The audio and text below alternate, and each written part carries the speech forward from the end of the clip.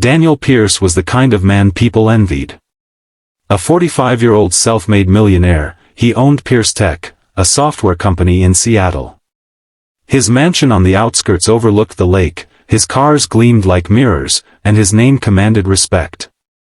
But inside, Daniel was a man haunted by silence.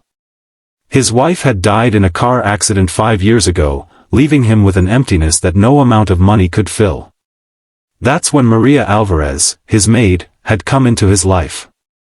A quiet woman in her early 30s with kind brown eyes and a soft voice, she took care of the mansion as if it were her own home. She always came with her little boy, Eli, who played quietly in the garden while she worked. Over time, Daniel had grown fond of both of them.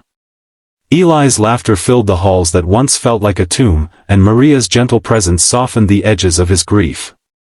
Then one morning, Maria didn't show up. Daniel thought maybe she was sick. But when she didn't answer his calls and her phone went straight to voicemail, unease began to twist in his gut.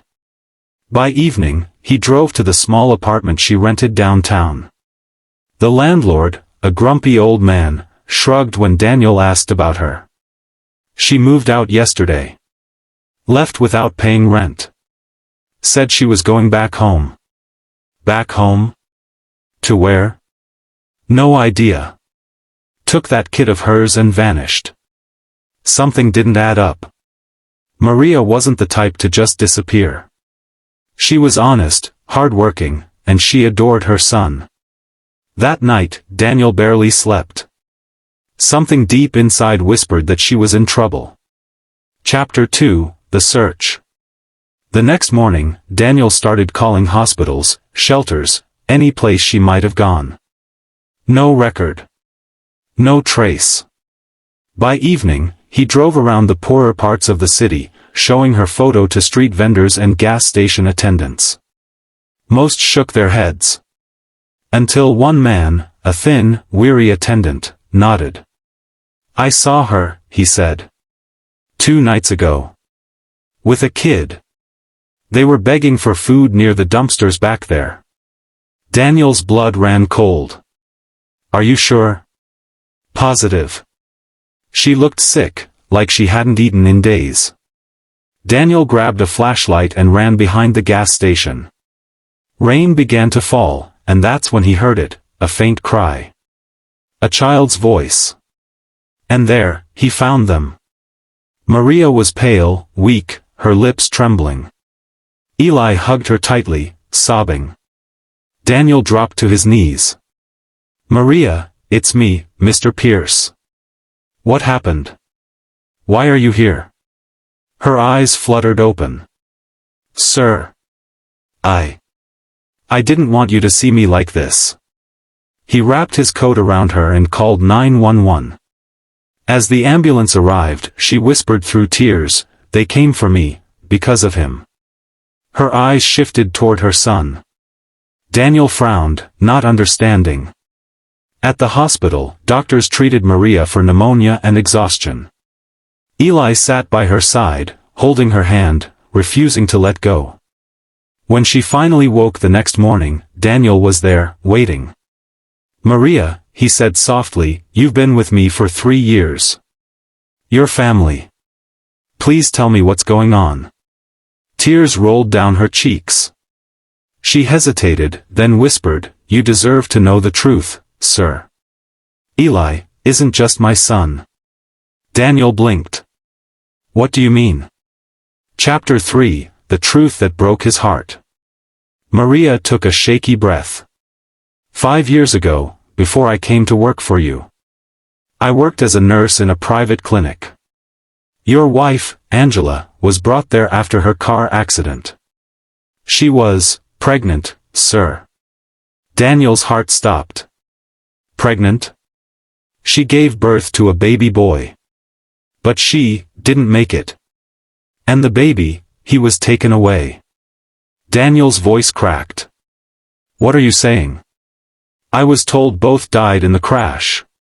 Maria nodded sadly. The doctor falsified the report. He sold the baby to an adoption network. I was there. I couldn't stop it. I tried to tell the authorities, but they threatened me. So I ran. I tracked the baby down, and took him. I couldn't let them sell him again. Daniel stared at her, his whole body trembling. You're saying Eli is my son? Maria nodded through tears. Yes, sir. He's your boy. I raised him because I couldn't live with what they did. Daniel sank to his knees, his hands shaking as he looked at Eli, sleeping peacefully beside her hospital bed. The memories came flooding back, the boy's blue eyes, his laugh that reminded him of Angela, the way he'd always felt an unexplained connection to him. It all made sense now. But before Daniel could speak, Maria continued, her voice breaking. The people who took him, they found me last week. They wanted money. When I refused, they threw us out of our home. We had nowhere to go. Daniel clenched his fists. Those monsters will pay. He called his lawyer, contacted the police, and within hours, the trafficking network was exposed. Arrests were made. Chapter 4, A New Beginning.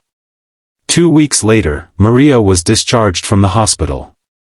Daniel had her and Eli move into his mansion, not as maid and servant, but as family.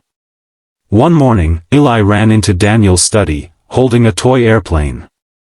Daddy, look. Daniel froze.